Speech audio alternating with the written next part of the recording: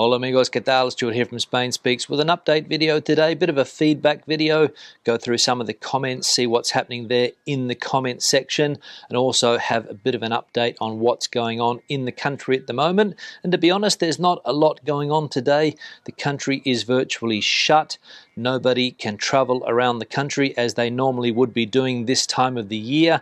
People would be away for the long weekend, people would be visiting relatives, people would be going away enjoying this fantastic weather. As you can see, a nice sunny day. I think it's going to get up to about 21 or 22 degrees here in Madrid today, and people, unfortunately, as we know, not allowed to travel at the moment. You can travel inside your autonomous community. So here in Madrid, for example, you can go anywhere you want. You can go to the mountains, you can go to one of the dams around the place, you can go and have a picnic if you like. There's nobody stopping you from doing that, but you can't go to another autonomous community unless, of course, you have good reason to do so. And let's be honest, on a Saturday, how many people have a good reason to travel? Not many, I presume. Now, I don't know whether there's police on the borders. I don't know whether there are police stopping people leaving the autonomous communities around Spain. As we know, virtually the whole of mainland Spain is closed. I think there were only two places open yesterday, one of them being Extremadura, which is in the west of Spain on the border with Portugal, and the other one being Galicia, which is in the northwest, that top northwest corner. But apparently even in Galicia, all of the cities are closed down. They have a perimeter closure in all of the big cities in Galicia. So Vigo, Pontevedra, Orense, Lugo, A Coruña, Santiago de Compostela, and I think Ferrol is the other city that has a perimeter closure at the moment. So you can go into Galicia, but you can't go to those cities. So a little bit confusing there. So that means that Extremadura is the only autonomous community that is open, but of course you can't get there. So why is it open? And apparently, I saw on the news yesterday, it is because the border with Portugal is open. Lots of people in that particular autonomous community have houses in Portugal, so they want to be able to travel and go into that country and spend the long weekend there. So that is one of the reasons why Extremadura is the only place on mainland Spain where you can move around freely. And of course, you've got the islands, you've got the Canary Islands and the Balearic Islands. You can travel freely around those islands. People are allowed to come into the Canary Islands, for example, from the UK, from Germany, from other European countries. I don't think quarantine rules are in place anymore. And of course, the Canary Islands desperate to get those tourists back. And of course, they don't even have a curfew in the Canary Islands at the moment, which is a little bit strange because there's a curfew everywhere around the country at the moment, from 10 o'clock in the evening or 11 o'clock in the evening, or here in Madrid from 12 midnight through to 6 a.m. There is a curfew, so no nightlife activity permitted at the moment around mainland Spain. But in the Canary Islands, viva la fiesta. So with the country closing down, I'm not sure how many people managed to get out of their autonomous community before those closures came into place. We saw in Paris the other day, or at least I saw on the news, that there were huge traffic jams.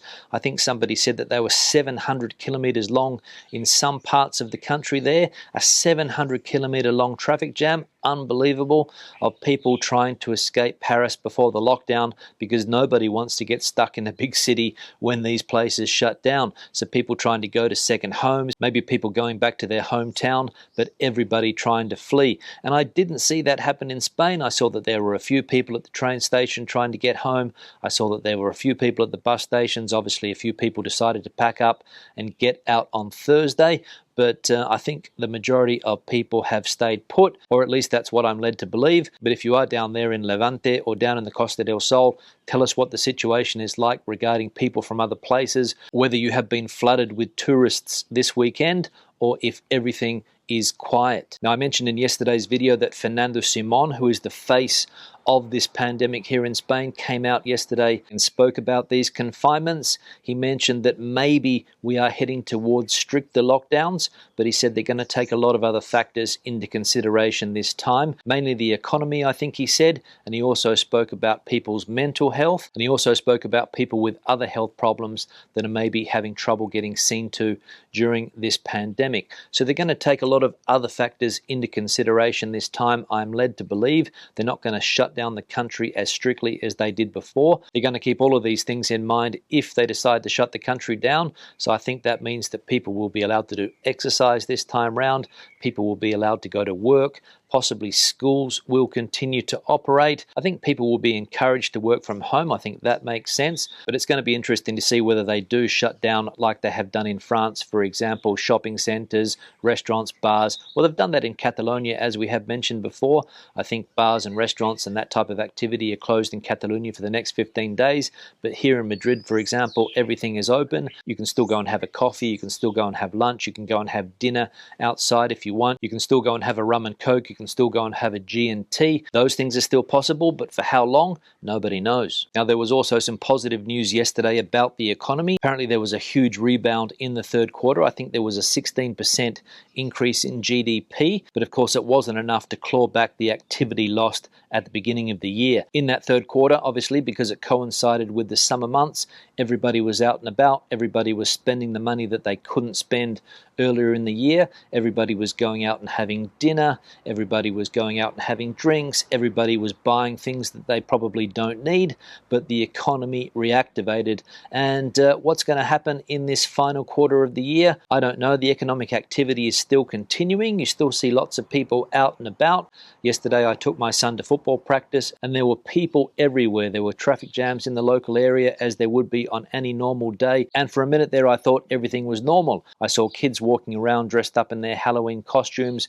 People were going into the shopping centre, which was across the road. People were coming out with bags of shopping. And apart from the social distancing and people wearing masks, I thought everything was normal. So I don't know what the fourth quarter is going to look like. I don't know if things are going to slow down. Obviously, as I said before, they're not going to get as bad as they were earlier in the year when the country was paralysed. The idea, as we have mentioned, is to keep that economy ticking over, and hopefully it will continue to do just that. Tick over, because as we know, there's still lots of people without a job. People haven't been able to get back into the workforce, and unfortunately every day I see on the television and read in the newspaper that the queues of people waiting for food at food banks seems to be growing. So not good news there, but hopefully the economy is able to keep on ticking over, as I said. Now, I mentioned in yesterday's video a podcast that I watched earlier in the week. It was a 3-hour-long podcast, and it took me quite a while to get through it, but it was interesting, not because I like the people involved in the podcast. I must say that I do watch Joe Rogan podcasts quite frequently. I find he's a very good interviewer, and he has quite a wide array of guests on his show. But the other person in question on that podcast, in fact, there were 2 guests. I can't remember what the other person's name was, but the one in question is Alex Jones, and he's a very controversial figure. Now, I don't follow Alex Jones. I don't believe in some of the things that he says. In fact, he says some pretty stupid things at times, but he's very, very popular around the world. And of course, he has had his social media channel shut down because he says things that people don't agree with. And he is one of these people that pushes boundaries, and he does get in trouble for it. And one of the things I liked about that Joe Rogan podcast with Alex Jones was that Jones was continuously ranting and raving about different things, and Rogan was always telling him to provide a source. So, for example, if Jones said something that was a little bit outlandish, Rogan would ask his assistant to look for the source and try to prove what Jones was saying was true. Sometimes it seemed that he was, sometimes it wasn't. And of course, a lot of the points that Jones mentioned were just things that he'd read on the internet, and of course difficult also to check those sources because, as we know, there's so much information on the internet at the moment. And a couple of people in the comments section said that you shouldn't be watching Alex Jones at all. I don't think that that's the case. I think people are entitled to have an opinion, and it's up to us as individuals to check what these people are saying and not take every word that they say as the absolute truth, which unfortunately a lot of people seem to do. And there was another comment that caught my attention. Somebody said that both Rogan and Jones are agents, whatever that means. And this person also said that the truthers know exactly what is going on. Now, I'd never heard that word before, truther. I don't know whether it exists or whether it's something that has been made up in recent times, but a truther? Really? Wow. There's a word in Spanish to describe comments like this, gilipollez. And that's actually a good Spanish word to remember when you're reading some of the comments in the comment section, gilipollez y gilipolleces. On that note, I'll wrap the video up. Questions and comments, please leave them in the section below. Give the video a thumbs up if you liked it, thumbs down if you didn't. Debate the situation out as you normally do. I'll see you in the next one. Hasta luego.